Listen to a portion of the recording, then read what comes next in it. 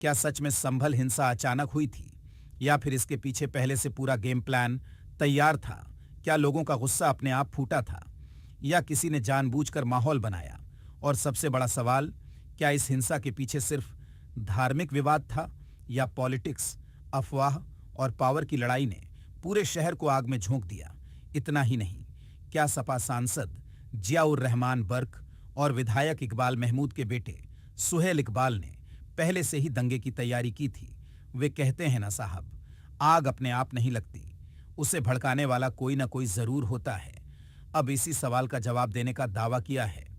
संभल हिंसा की जांच के लिए बने 3 सदस्यीय न्यायिक जांच आयोग ने अपनी रिपोर्ट में कई ऐसे खुलासे किए गए हैं जो इस पूरी घटना को बिल्कुल अलग नजरिए से दिखाते हैं।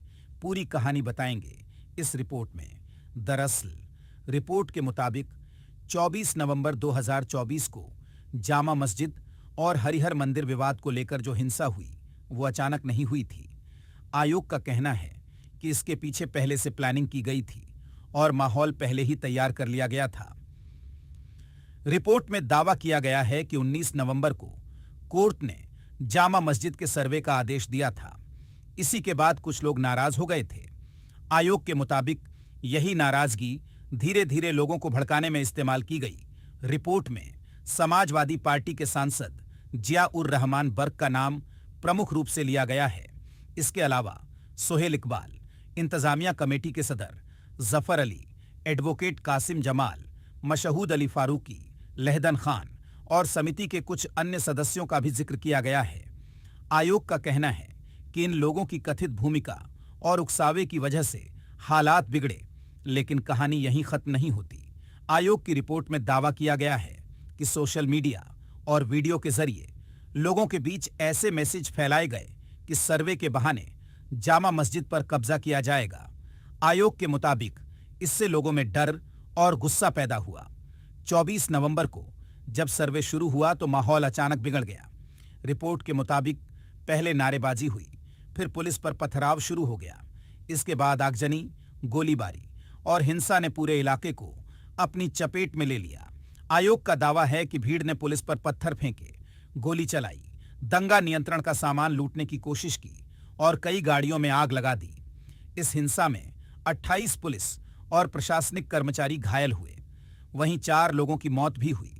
अब सबसे बड़ा खुलासा, आयोग की रिपोर्ट में कहा गया है कि 4 लोगों की मौत पुलिस की गोली से नहीं हुई। रिपोर्ट के मुताबिक FSL रिपोर्ट, सीन रिक्रिएशन और बाकी सबूतों के आधार पर आयोग इस नतीजे पर पहुंचा कि ये मौतें मुस्लिम पक्ष की ओर से हुई कथित गोलीबारी का परिणाम थीं। रिपोर्ट में यह भी कहा गया है कि मृतकों के परिवारों ने भी पुलिस फायरिंग से मौत का दावा नहीं किया।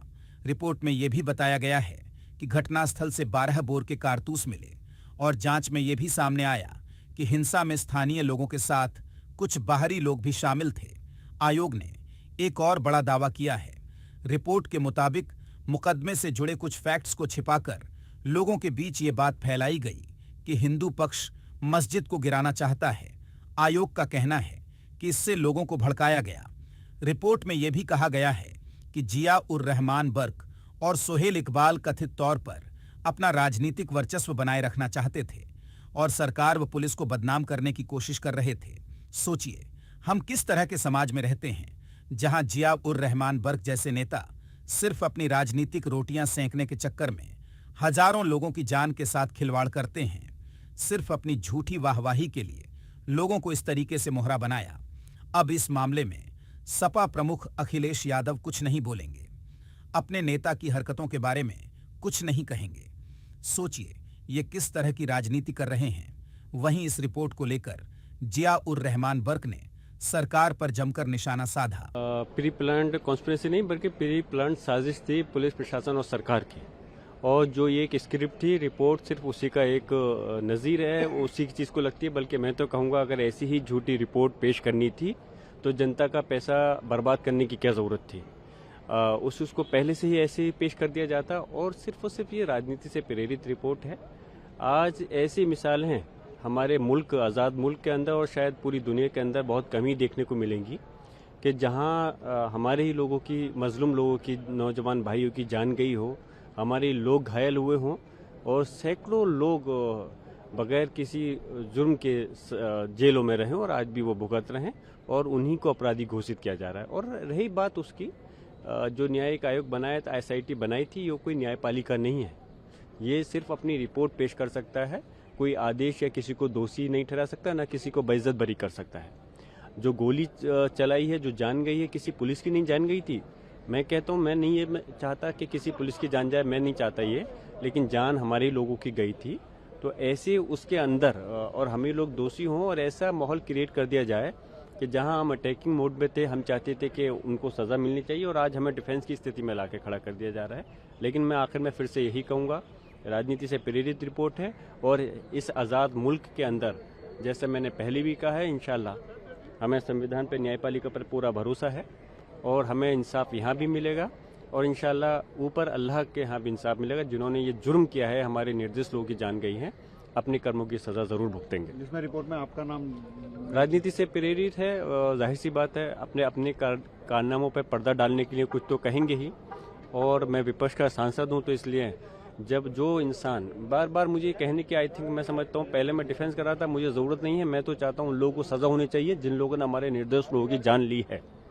और जब मैं हज़ारों किलोमीटर दूर था बेंगलोर में, मेरा नाम ला करके अगर मुझे अपराधी घोषित कर रहे हैं, तो पहले वो लोग अपने गिरबान में झांके जिन लोगों ने सरासर गोली चलाते हुए इस मीडिया ने के माध्यम से उनकी वीडियो चली थी, पुलिस प्रशासन के लोगों की, और पूरे हमारे BIT जिया-उर रहमान बर्क, सपा सांसद। हालांकि ये आयोग की रिपोर्ट के निष्कर्ष हैं और संबंधित पक्ष इनसे असहमत हो सकते हैं। आयोग ने यह भी कहा कि जिले में पहले से चल रही राजनीतिक और सामाजिक खींचतान ने भी माहौल को और ज्यादा तनावपूर्ण बना दिया। हालांकि हिंसा के दौरान हालात बेहद खराब थे, लेकिन आयोग ने जिला प्रशासन और पुलिस की तारीफ भी की है।